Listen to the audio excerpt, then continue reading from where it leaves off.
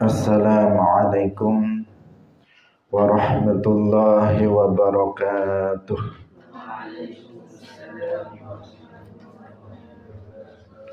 Alhamdulillahi rabbil alamin. Lahul ni'matu wa lahul fadlu wa lahul thana'ul hasan. Wassalawatullahil barrir rahim wal malaikatil muqarrabin ala sayyidina wa maulana Muhammadin wa ala alihi wa ashabihi tayyibin tahirin. Allahumma la sahla illa ma ja'altahu sahla wa anta taj'alul hazna idza syi'ta sahla. Allahumma arzuqna al-ikhlasa fi niyyati wal qawli wal amal. Wa ba'du. Ila nabiyil mustafa sallallahu alaihi wasallam wa ikhwanihi minal anbiya'i wal mursalin wa syuhada'i was salihin, khususan ila sultanil awliya Syekh Abdul Qadir Al-Jilani wa Syekh Ahmad Ar-Rifai wa Syekh Baha'iddin An-Naqsyabandi wa Syekh Abdullah Al-Harari wa ila arwahi muassisi jam'iyyati Nahdlatul Ulama Syekh Muhammad Hashim Ash'ari wa Syekh Bisri Sansuri wa Syekh Abdul Wahab Hasbuwah wa ila arwahi jami'i ahli al-qubur minal muslimin wal muslimat. Al-Fatihah. A'udzu billahi minasy syaithanir rajim. Bismillahirrahmanirrahim. Alhamdulillahi rabbil alamin. Ar-Rahmanir Rahim. Maliki yaumiddin. Iyyaka na'budu wa iyyaka nasta'in. Ihdinas siratal mustaqim. Siratal ladzina an'amta 'alaihim ghairil maghdubi 'alaihim waladdallin. Amin. Hadirin hadirat kaum muslimin muslimat, pemirsa Madu TV rahimakumullah. Alhamdulillah, kita bersyukur kepada Allah Subhanahu wa taala pada pagi hari ini. Allah Subhanahu wa taala kembali mentakdirkan kita untuk bisa kembali bersama-sama melanjutkan pengajian kitab Mukhtasar Ibn Abi Jamrah. Semoga kita semuanya diberikan keistiqomahan oleh Allah Subhanahu wa taala. Amin ya rabbal alamin. Salawat dan salam semoga tetap terlimpahkan kepada Nabi Agung Nabi Muhammad sallallahu alaihi wasallam, para sahabatnya, keluarganya, serta seluruh umat Islam yang mengikuti beliau ila yaumil qiyamah. Hadirin rahimakumullah, kita ikhlaskan niat kita masing-masing. Kita hadir dalam majelis ilmu lillahi ta'ala. Kita sampai pada hadis 185. Qala al-muallif rahimahullahu ta'ala an Abdullah bin Amr radhiyallahu ta'ala anhuma. Qala wasdawuh sapa Abdullah bin Amr. Qala wasdawuh li maring ingsun sapa an-nabiyyu kanjeng Nabi sallallahu alaihi wasallam. Ahabbus siyami utawi luweh dan demenine poso ilallahi maring Allah azza wa jalla iku siyamu Dawuda, posone Nabi Dawud alaihi salam. Kana ana sapa Dawud iku yasumu poso sapa Dawud yauman ing dalem sedina, wa yuftiru lan mokel ora poso sapa Nabi Dawud yauman ing dalem sedina. Wa ahabbus sholati lan utawi luweh den demenine salat ilallahi maring Allah iku sholatu Dawuda, salate Nabi Dawud.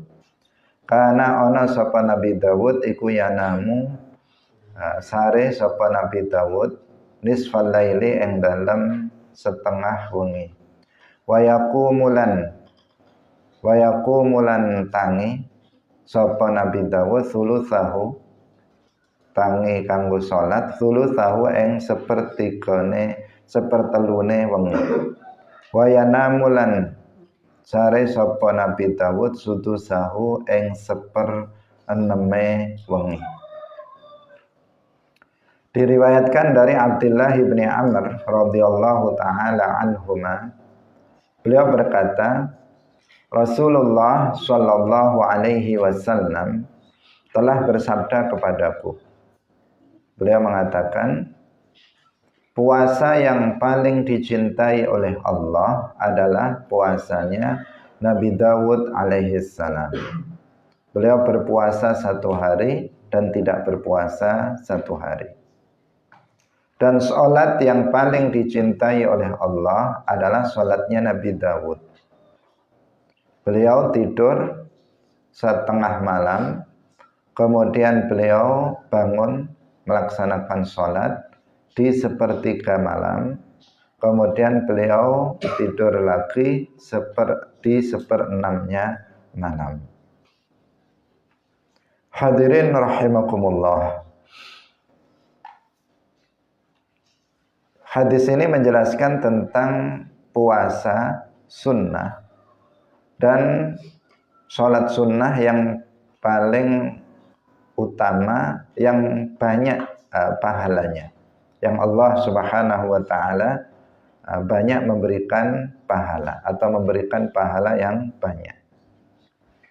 Ahabbus siyam ilallah, ketika dikatakan puasa yang paling dicintai oleh Allah, itu artinya puasa yang diberikan pahala yang banyak oleh Allah Subhanahu wa ta'ala. Cintanya Allah kepada sesuatu itu berbeda dengan cintanya makhluk terhadap sesuatu. Kalau cinta kita terhadap sesuatu itu kan salah satu bentuk reaksi terhadap sesuatu itu, dan itu mustahil bagi Allah Subhanahu wa ta'ala, karena seseorang itu baik kepada kita sehingga kita kemudian mencintainya.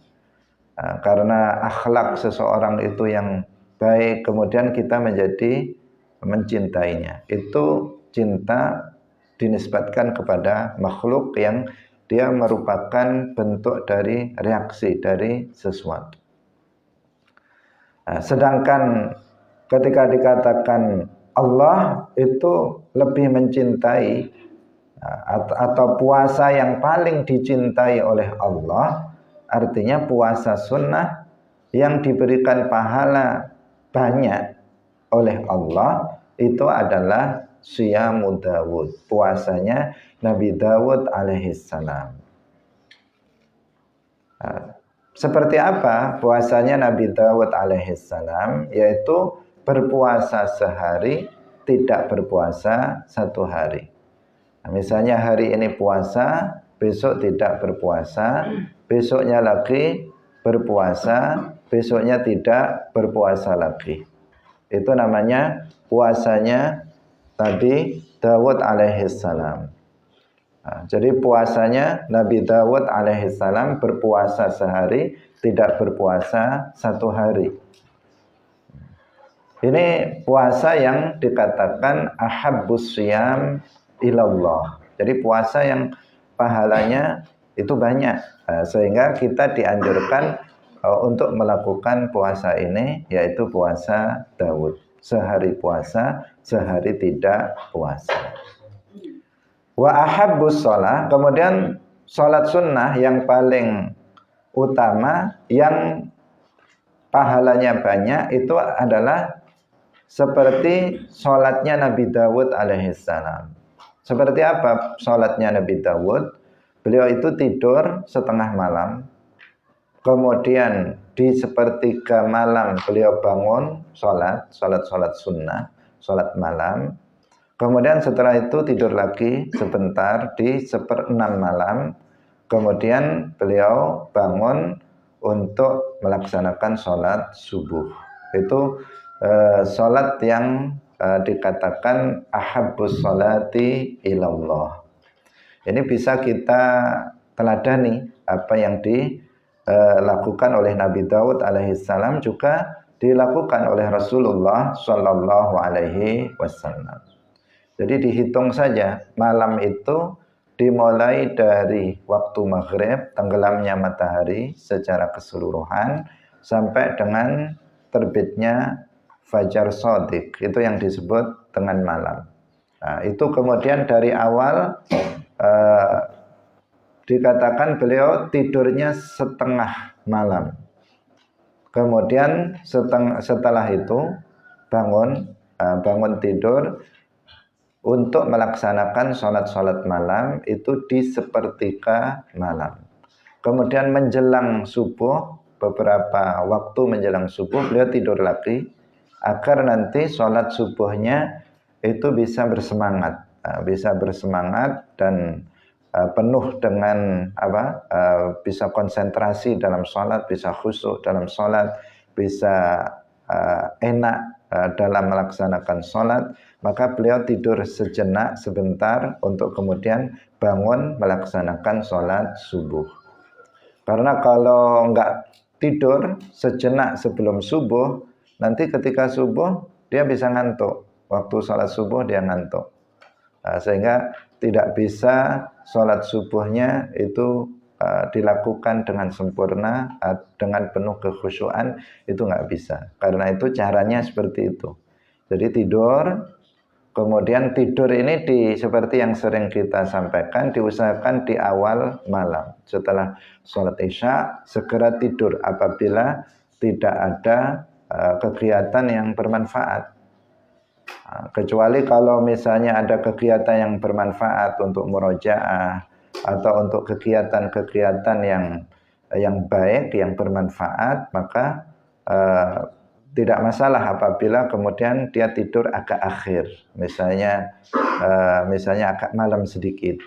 Tetapi apabila nggak ada kegiatan yang bermanfaat, kalau hanya duduk-duduk kegiatannya atau hanya ngobrol-ngobrol dengan teman, apalagi hanya nonton TV, maka hendaknya itu ditinggalkan. Kegiatan yang nggak bermanfaat untuk dia ditinggalkan. Dia tidur awal, habis sholat isya segera tidur. Nanti setelah sampai di sepertiga malam dia bangun untuk melaksanakan sholat sunnah, sholat malam. Kalau perlu juga untuk menghafal pelajaran, kalau santri untuk murojaah, baru setelah itu tidur sebentar untuk kemudian dia melaksanakan sholat subuh dengan penuh semangat. Itu yang dijelaskan oleh Rasulullah Shallallahu Alaihi Wasallam tentang sholatnya Nabi Dawud alaihissalam, dan itu juga dipraktekkan oleh Rasulullah Shallallahu Alaihi Wasallam sebagaimana dijelaskan di dalam hadis-hadis yang lainnya. Sering kita sampaikan bahwa seperti inilah tradisi para salaf. Para salaf itu tradisinya seperti itu. Awal tidur di awal malam, kemudian bangun juga lebih awal. Itu tradisi yang menjadi kebiasaan mereka. Belakangan ini tradisi umat Islam itu agak berbeda, banyak berubah. Malam sering digunakan untuk kegiatan-kegiatan sehingga sampai larut malam. Sampai larut malam, bahkan sebagian melaksanakan kegiatan sampai melewati tengah malam. Akhirnya bagaimana? Akhirnya ya terkadang sholat subuhnya ketinggalan. Terkadang dia melaksanakan subuh setengah sadar.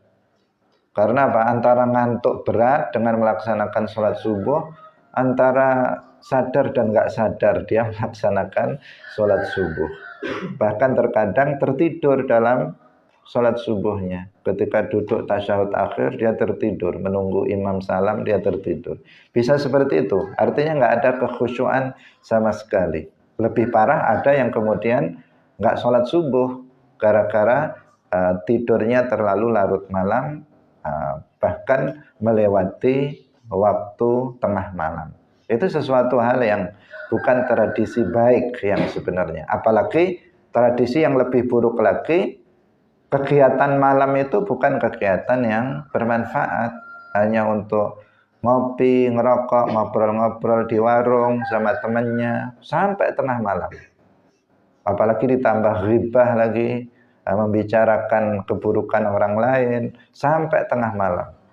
Maka itu sudah sangat merugikan. Sangat merugikan untuk dia pribadi. Dia banyak melakukan dosa, waktunya berlalu begitu saja, kemudian kesehatan dia juga terancam, kemudian sholat subuhnya juga terganggu, bahkan bisa dia meninggalkannya, kemudian sholat malam juga tidak dilakukan, kemudian pagi harinya malas, ngantuk, pagi harinya tidur, orang bekerja dia tidur, orang belajar dia tidur, udah terbalik semuanya. Waktu siang untuk begadang, waktu malam untuk begadang, waktu siang untuk tidur. Ini orang terbalik, orang yang seperti ini padahal malam itu diciptakan oleh Allah Subhanahu wa taala agar manusia itu bisa beristirahat. Tetapi sekarang banyak orang yang justru sebaliknya. Bahkan sebagian ada yang salah paham. Dia nggak tidur malam, diisi dengan ngobrol, ngopi, rokokan, kesana kemari. Itu alasannya menghidupkan malam. Itu alasannya apa? Menghidupkan malam.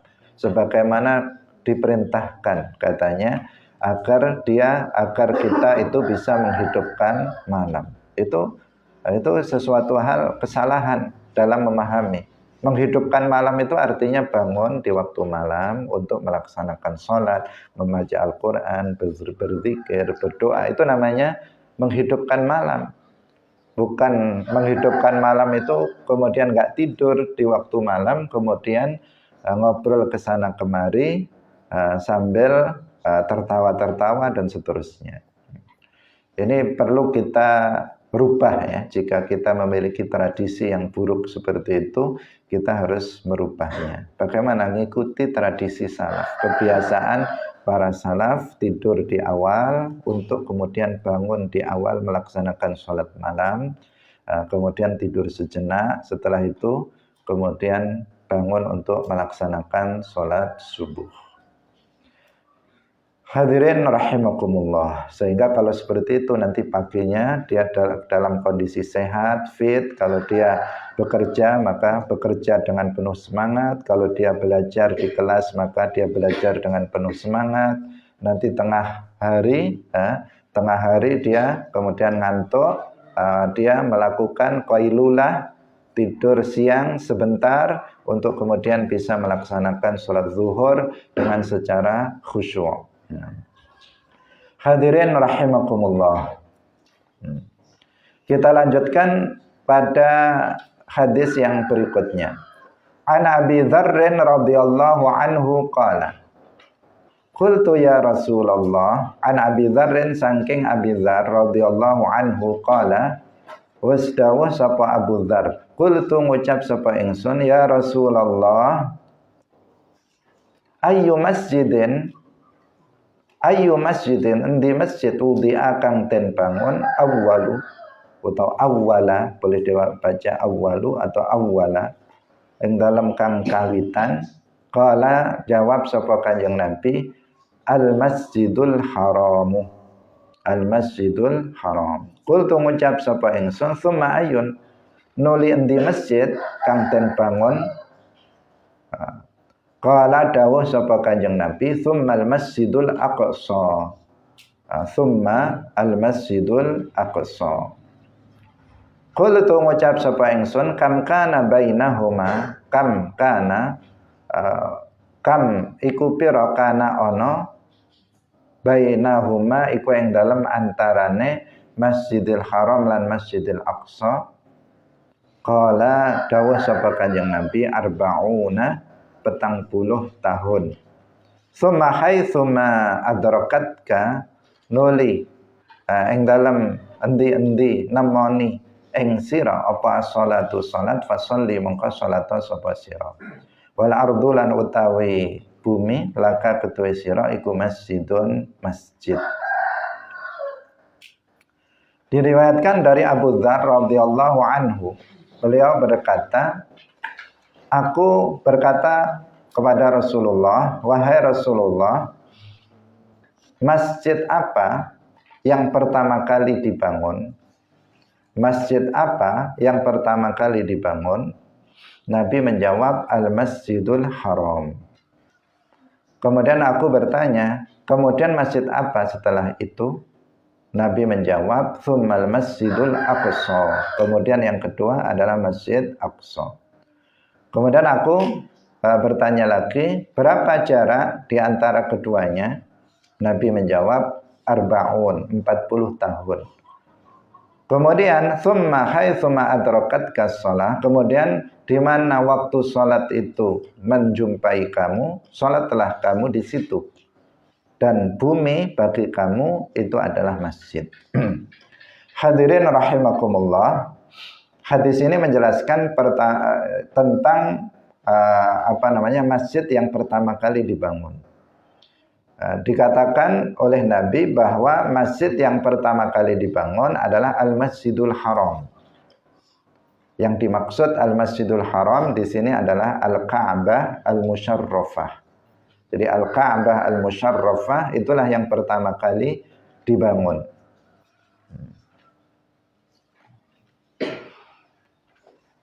Jadi kalau Al-Masjidil Haram itu kan keseluruhan, yang di Ka'bah dan yang di sekitarnya itu namanya Al-Masjidul Haram. Nah, yang pertama kali dibangun itu adalah Al-Ka'bah Al-Musyarrafah. Siapa yang membangun? Nabi Adam alaihi salam. Nabi Adam alaihi salam itu yang membangun Al-Ka'bah Al-Musyarrafah. Kemudian di masa Nabi Nuh alaihi salam terjadi banjir sehingga Al-Ka'batul Musyarrafah itu rusak dan rata dengan tanah. Allah Subhanahu wa taala kemudian memerintahkan kepada Nabi Adam alaihissalam untuk membangun kembali Al-Ka'batul Musyarrafah. Dibantu oleh putranya Nabi Ismail alaihissalam.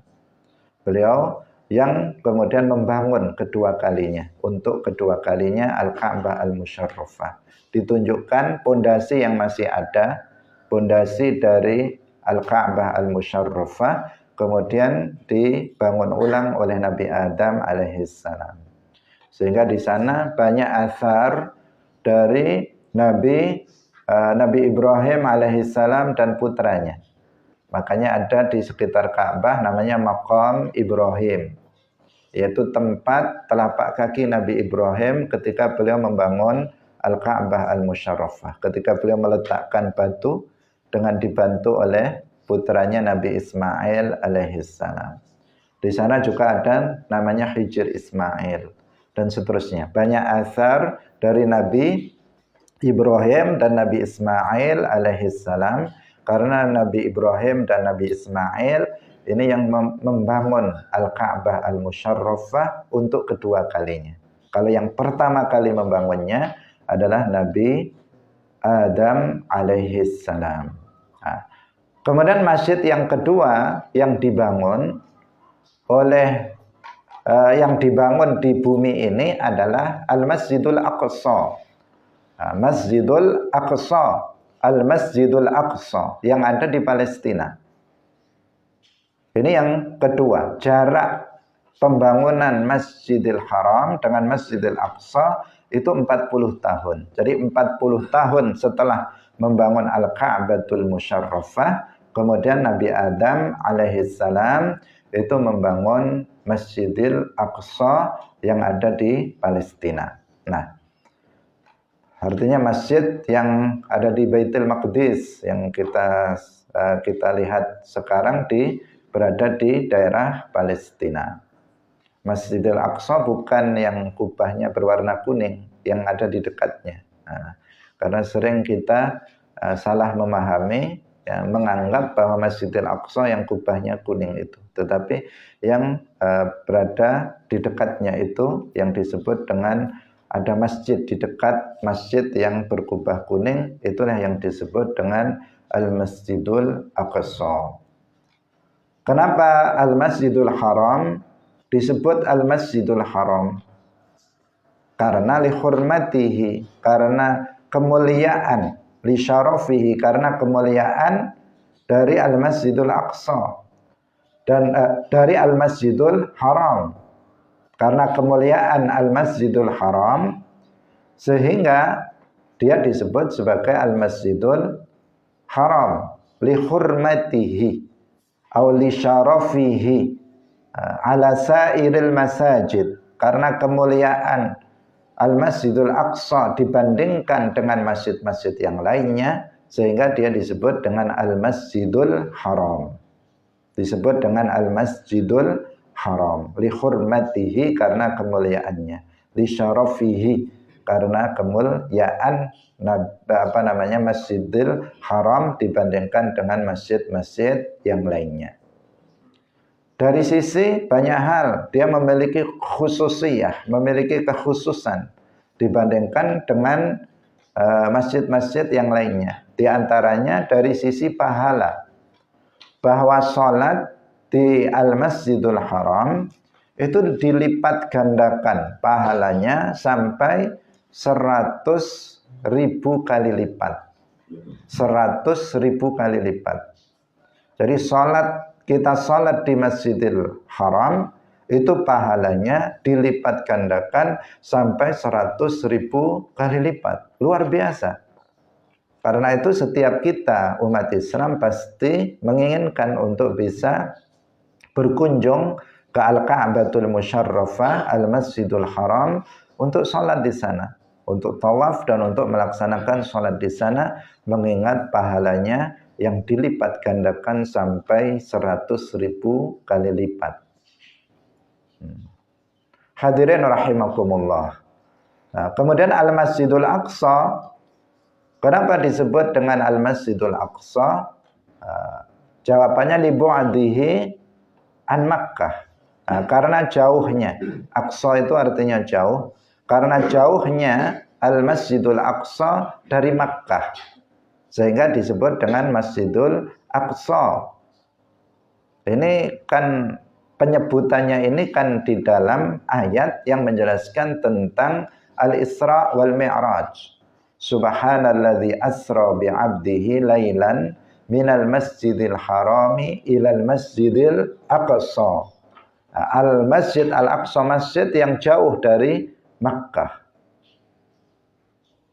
Karena keberadaannya memang jauh dari Makkah, dari Masjidil Haram yang ada di Makkah, karena dia ada di daerah Palestina di Syam.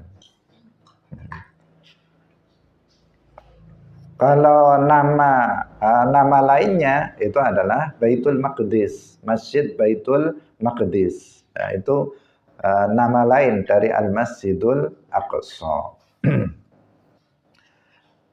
Dia juga memiliki keutamaan dibandingkan dengan masjid yang lainnya, yaitu bahwa sholat di Al-Masjidul Aqsa itu dilipat gandakan pahalanya sampai 500 kali lipat.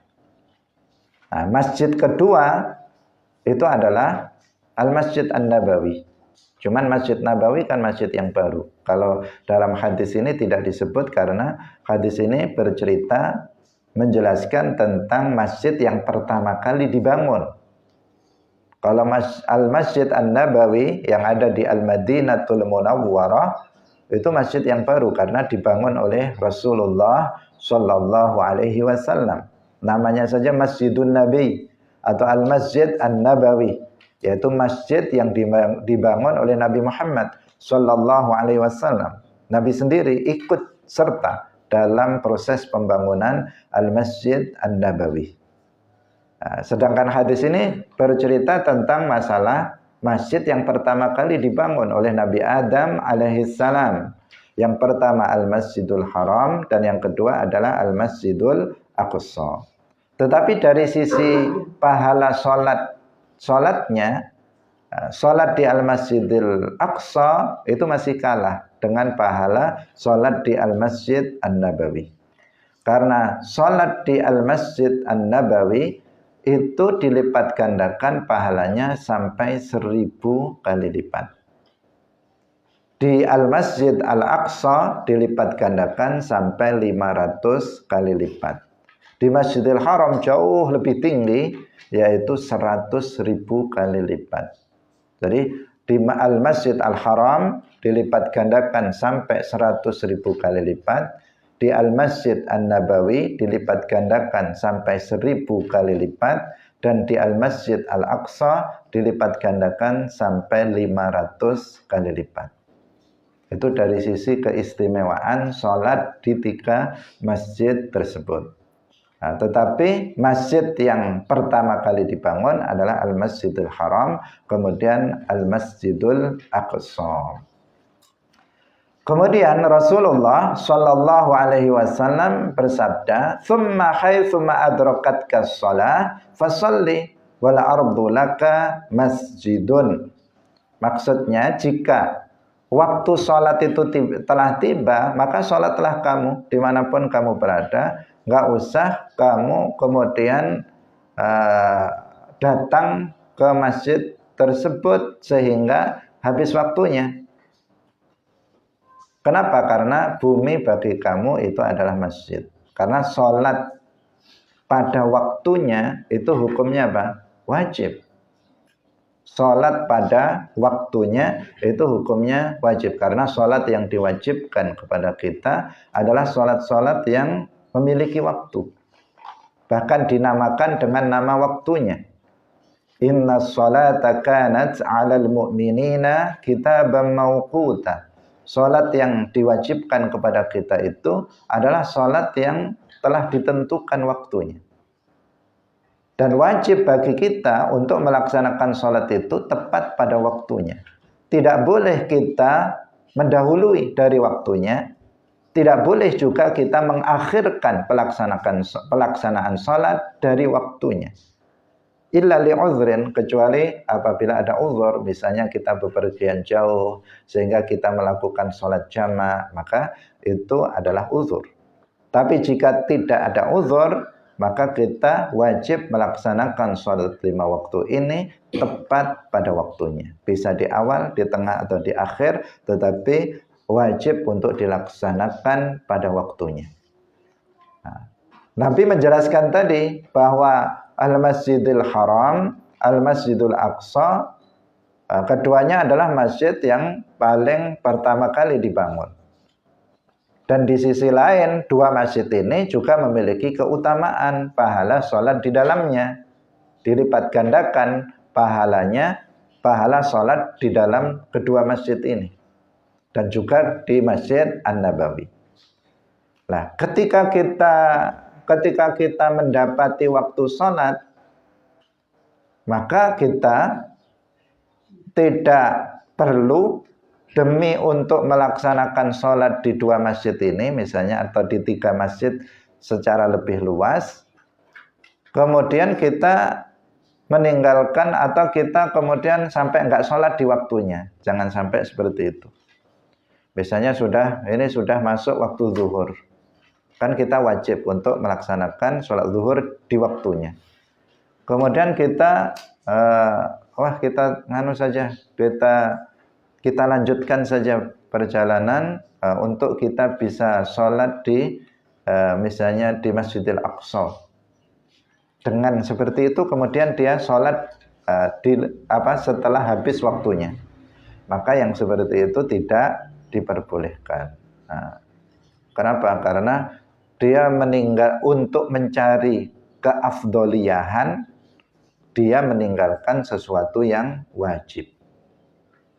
Untuk mencari apa? Yang afdal. Afdal itu kan bukan wajib. Dia untuk mencari pahala yang lebih banyak, tetapi justru dia meninggalkan sesuatu yang hukumnya wajib, yang itu adalah maksiat. Itu dosa. Wal ardu laka masjid. Bumi bagi umat Islam, umat Nabi Muhammad itu adalah masjid. Maksudnya kita bisa melaksanakan sholat dimanapun kita berada. Ini adalah kekhususan dari umat Nabi Muhammad Sallallahu Alaihi Wasallam. Karena kalau dalam umat-umat sebelum Nabi Muhammad Sallallahu Alaihi Wasallam, umat Islam sholat tidak bisa di sembarang tempat. Mereka kalau sholat harus di tempat-tempat tertentu. Ada yang disebut dengan soluta, sauma'ah, biya, itu nama-nama tempat ibadah umat Islam dari umat-umat sebelum Nabi Muhammad. Jadi nggak sah mereka kalau sholatnya di selain tempat-tempat itu. Kalau sholat harus di tempat itu agar sholatnya sah. Itu untuk umat sebelum Nabi Muhammad Sallallahu Alaihi Wasallam. Nggak bisa sholat di rumah, atau sholat di jalan, atau sholat di halaman, atau sholat di kelas, nggak bisa. Atau sholat di hutan, nggak bisa. Itu menurut atau dalam syariat Nabi sebelum Nabi Muhammad Sallallahu Alaihi Wasallam. Sedangkan dalam syariat Nabi Muhammad Sallallahu Alaihi Wasallam, semua bumi ini dijadikan masjid oleh Allah Subhanahu wa Ta'ala. Maksudnya boleh seseorang itu sholat di semua tempat. Nggak harus kita sholat di masjid atau di mushola. Kalau kamu misalnya sedang di ladang, datang waktu sholat, kamu bisa melaksanakan sholat di ladang itu. Ketika kamu sedang berada di hutan, datang waktu sholat, boleh kamu untuk melaksanakan sholat di hutan itu. Ketika kamu berada di perjalanan, misalnya di perjalanan, kemudian datang waktu sholat, maka boleh kamu turun, kemudian sholat di pinggir jalan. Jangan di tengah jalan, nanti ketabrak mobil. Di tengah jalan kamu turun, kemudian kamu sholat di situ. Apalagi kalau waktunya sudah mepet, akan habis. Misalnya kamu di tengah jalan, di jalan raya, kemudian macet, terjadi kemacetan. Sementara waktu asar sudah mau habis. Kamu belum sholat. Kalau nunggu masjid di sana, nanti waktu asar akan habis. Maka kamu segera turun, kemudian kamu melaksanakan sholat di pinggir jalan itu, sholat asar. Kenapa? Karena di semua tempat kita umat Nabi Muhammad Sallallahu Alaihi Wasallam itu bisa melaksanakan sholat. Yang penting tempat itu adalah suci. Nah, tempat itu suci, maka kita boleh untuk melaksanakan sholat di sana. Dan agar berpahala, yang penting lagi tempat sholat itu bukan tempat yang haram, bukan tempat yang misalnya tanah yang dighosab oleh dia, bukan, tetapi tempat yang memang halal, dan tempat tersebut suci, maka dimanapun kita bisa melaksanakan sholat di situ. Hadirin rahimakumullah. Sekarang kita lanjutkan pada hadis yang berikutnya.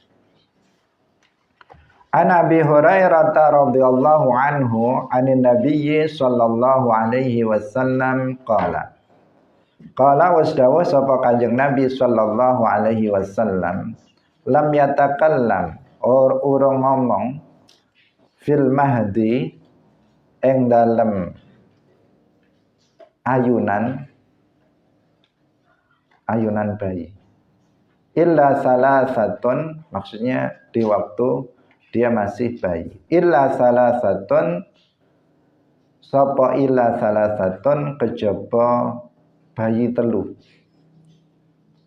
Tetapi ini tidak membatasi, bukan hanya 3, sebenarnya lebih dari 3. Tetapi di sini hanya untuk menceritakan 3 bayi yang bisa bicara. pada umumnya bayi itu ya belum bisa bicara. Kalau sudah dewasa baru umur 2 tahun atau 1 tahun lewat kemudian baru bisa bicara. Tetapi ketika masih bayi itu pada umumnya bayi itu nggak bisa bicara. Isa, Iku Isa, Nabi Isa alaihi salam. Yang pertama adalah Nabi Isa. Wakana, yang nomor 2, wakana lan ono fi Bani Israil ing dalam Bani Israil rajulun wong lanang yuqalu den ucapaken lahu ketua rajul Juraijun Juraij. Kana ana sapa Juraij iku yusolli salat sapa Juraij. Ja'athu teka ing Juraij sapa ummuhu ibune Juraij. Fada'athu nuli nimbali sapa ummuhu ing Juraij. Faqala nuli ngucap sapa Juraij uji buha, ngomong dalam hati maksudnya, uji buha, jawab sapa ingsun ing ummi au usalli utawa salat sapa ingsun. Faqalat nuli dawuh sapa ummuhu Allahumma la tumithu hatta turiyahu wujuhal mumisat. Allahumma duh Gusti Allah la tumithu aja mateni sapa panjenengan ing Juraij hatta turiyahu sehingga aweh ningali sapa panjenengan ing Juraij wujuhal mumisat ing pira-pira wajahe pira-pira wadon penzina. Wa kana lan ana sapa Juraijun Juraij iku fi saumaatihi ing dalem panggonan ibadah Juraij. Fata'arradat nuli ngedeng sapa lahu maring Juraij sapa imra'atun wong wadon fakallamathu nuli ngomongi sapa imra'ah ing Juraij fa'aba, artinya mengajaknya untuk berzina. Fa'aba nuli ora gelem sapa Juraij. Fa'atat nuli teka sapa imra'ah ra'iyan ing tukang gembala. Fa'amkanat su mongko ngongangaken sapa imra'ah ing ra'iyan min nafsiha saking awak dhewene imra'ah. Fawaladat nuli nglahiraken sapa imra'ah hulaman ing anak. Faqalat nuli ngucap sapa imra'ah min Juraijin, iku min Juraijin saking Juraij. Fa'atauhu nuli nekani sapa wong akeh ing Juraij. Fakasaru nuli ngrusak utawa mecah sapa wong akeh sauma'atahu ing nggon ibadahi Juraij. Fa'anzaluhu nuli nurunaken sapa wong akeh ing Juraij. Wasabbuhu lan misuhi wong sapa wong akeh ing Juraij. Fatawaddo'a nuli wudu sapa Juraij wa shallalan salat sapa Juraij. Summa ata nuli teka sapa Juraij al-ghulama ing bocah cilik. Faqala nuli dawuh sapa Juraij man iku sapa abuka utawi bapak sira ya ghulam. Faqala nuli jawab sapa al-ghulam iku ar-ra'i, iku ar-ra'i tukang gembala. Hadirin rahimakumullah, ada 3 bayi yang bisa bicara dengan kehendak Allah Subhanahu wa ta'ala. Tentu saja dengan kehendak Allah Subhanahu wa ta'ala, dan ini adalah sesuatu yang khariqun lil 'adah. Khariqun lil 'adah, sesuatu yang menulayai kebiasaan. Biasanya namanya bayi baru lahir itu yang nggak bisa ngomong. Tetapi ada 3 bayi yang bisa ngomong. Sebenarnya bukan hanya 3, tetapi lebih dari 3. Kalau kita lihat kisah Nabi Yusuf alaihissalam, kan ada juga bayi yang bisa ngomong. Untuk yang bersaksi bahwa Nabi Yusuf alaihissalam itu tidak bersalah. Dari situ saja sudah lebih dari 3. Maka Nabi SAW ketika mengatakan illa salasa, itu bukan untuk membatasi. Dan sering Nabi menyebut bilangan tetapi tidak bermaksud untuk membatasi pada bilangan itu. Itu sering Nabi dawuh seperti itu. Yang pertama adalah Nabi Isa alaihi salam. Kita tahu Nabi Isa alaihi salam, ibunya Sayyidah Maryam, afdhalun nisa al-alamin. Sayyidah Maryam adalah perempuan yang paling mulia. Perempuan yang paling mulia adalah Sayyidah Maryam. Meskipun ada sebagian ulama yang berpendapat yang paling mulia adalah Fatimah, baru Maryam. Tetapi yang banyak itu berpendapat Sayyidah Maryam itu yang paling utama, baru kemudian Sayyidah Fatimah bintu Rasulillah sallallahu alaihi wasallam. Nah, di sini siapa? Nabi Isa alaihi salam, putra Sayyidah Maryam. Beliau seorang perempuan thahirah.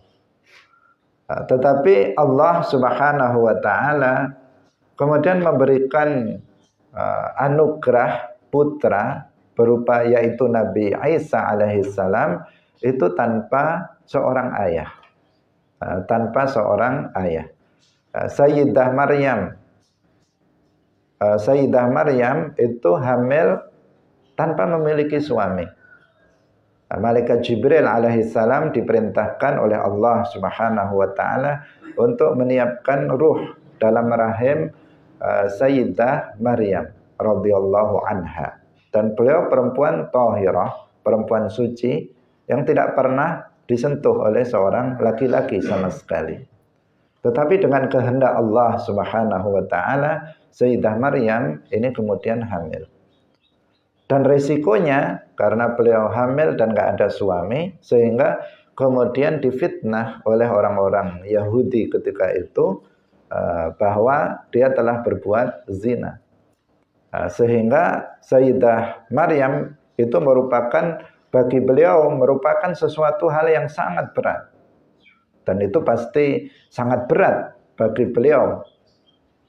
Meskipun beliau mengetahui bahwa beliau itu nggak pernah berzina dan tidak pernah melakukan sesuatu yang buruk. Karena sejak kecil Sayyidah Maryam radhiyallahu anha diasuh oleh Nabi Zakaria alaihissalam.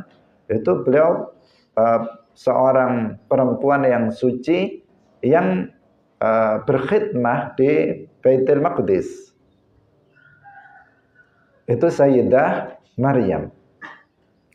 Nah, ketika fitnah terhadap beliau, ini singkat ceritanya, fitnah terhadap beliau itu sangat besar.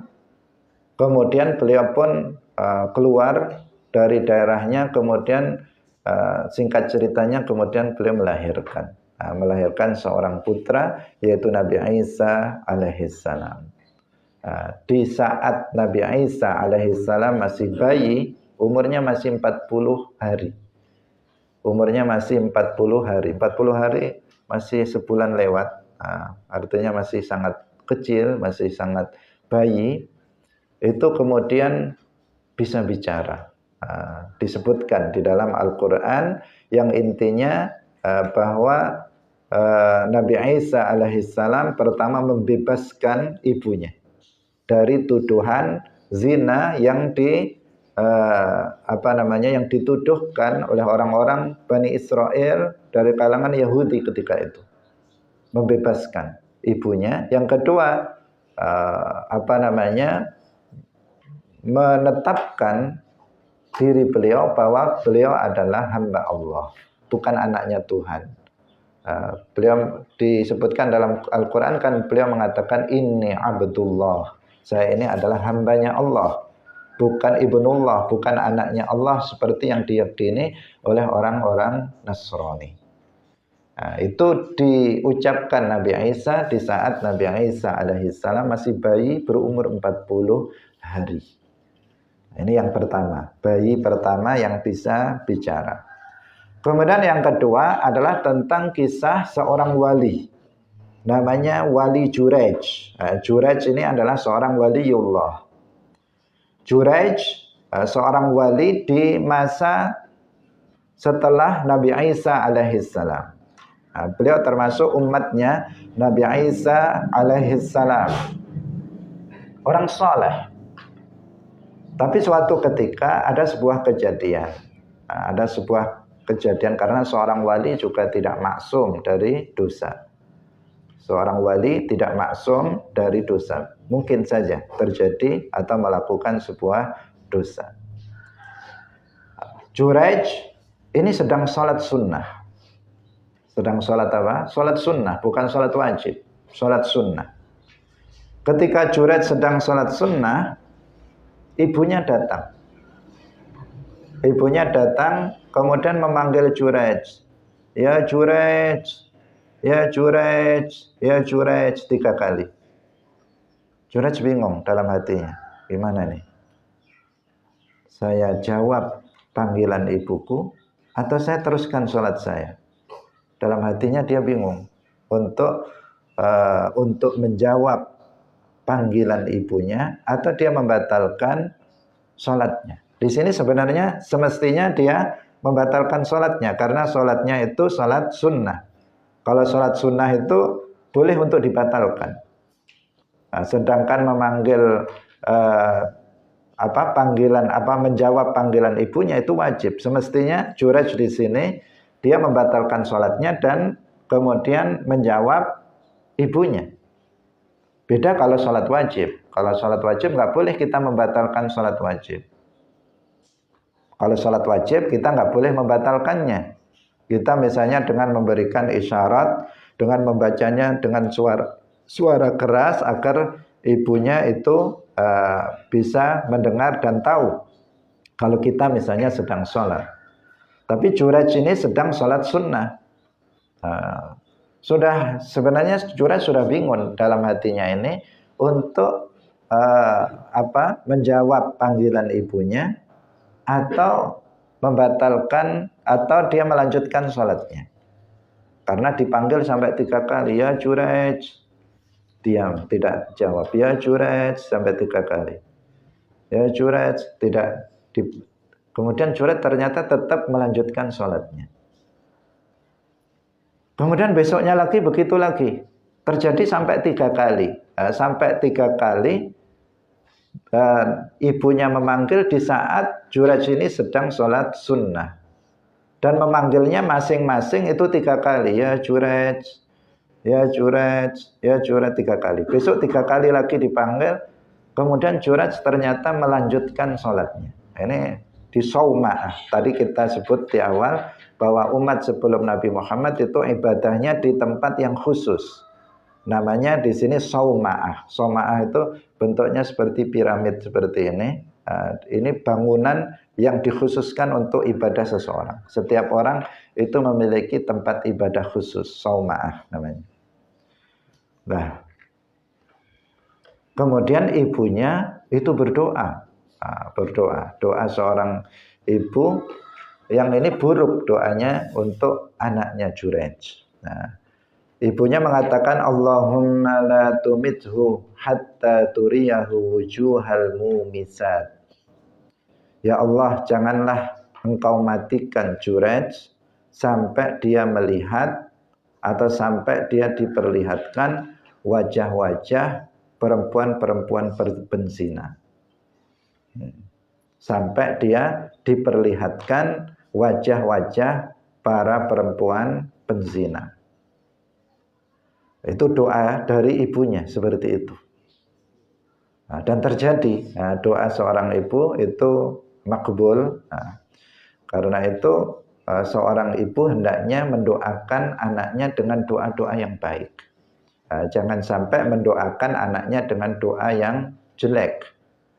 Karena doa seorang ibu itu mustajab, itu dikabulkan oleh Allah Subhanahu wa ta'ala. Dalam pendidikan seorang anak, ibu harus dominan mendoakan anak-anaknya. Terus menerus didoakan anaknya menjadi seorang yang soleh, solehah, seorang anak yang baik dan seterusnya. Seorang ibu terus menerus berdoa untuk anaknya. Selain mendidiknya, tapi doa seorang ibu ini yang paling berperan dalam kemudian menjadikan seorang anak itu nantinya menjadi anak yang soleh atau tidak. Penting, itu khusus bagi para ibu atau calon ibu untuk kemudian dalam hal nanti mendidik anaknya, ibu ini yang harus berperan doanya yang paling diharapkan. Seorang suami juga harus mengingatkan kepada istrinya agar mendoakan anak-anaknya, karena doa seorang ibu itu mustajab, akan dikabulkan oleh Allah Subhanahu wa taala. Dan jangan sampai berdoa dengan doa yang buruk. Meskipun anak itu misalnya kurang berkenan misalnya, atau bahasa kasarnya dalam tanda kutip itu nakal, tetapi seorang ibu hendaknya dia tetap mendoakannya dengan doa yang baik agar anaknya itu berubah menjadi baik, bukan mendoakannya dengan doa yang buruk. Nah, sebaliknya seorang anak harus hati-hati, jangan sampai ibu mendoakannya dengan doa yang buruk. Hati-hati jangan sampai melakukan uququl walidain, durhaka kepada kedua orang tua. Waspadai doa buruk seorang ibu. Kalau sempat seorang ibu berdoa buruk untuk kamu, habis. Bisa habis kalian dalam kehidupan dunia ini kalau tidak kemudian ibu itu menarik doanya dan mengganti doanya dengan doa yang baik. Nah, ini posisi doa seorang ibu yang sangat strategis ya dalam hal pendidikan anak, dalam membentuk seorang anak menjadi baik atau tidak. Nah, di sini ibunya mendoakan Juraj ini sudah jadi wali ya, Juraj ini sudah jadi wali. Tetapi pernah dia dilema untuk menjawab ibunya, panggilan ibunya, atau dia melanjutkan sholat. Tapi kemudian dia melanjutkan sholatnya. Di sini kemudian keluar doa yang tidak baik dari ibunya. Apa yang kemudian terjadi? Doa dari sang ibu ini kemudian terjadi. Tapi ini habis waktunya. Insya Allah kita lanjutkan besok. Ini penasaran ceritanya seperti apa? Karena masih ada satu bayi lagi yang nanti akan kita ceritakan, yang dia bisa bicara. Barakallahu fikum wallahul muwaffiq ila aqwamit thoriq. Wassalamualaikum warahmatullahi wabarakatuh. La ilaha illallah. Allahumma salli ala sayyidina Muhammad wa ala alihi wa sahbihi wa sallim. Rabbi ghfirli wa liwalidayya wa lil mu'minina wal mu'minat.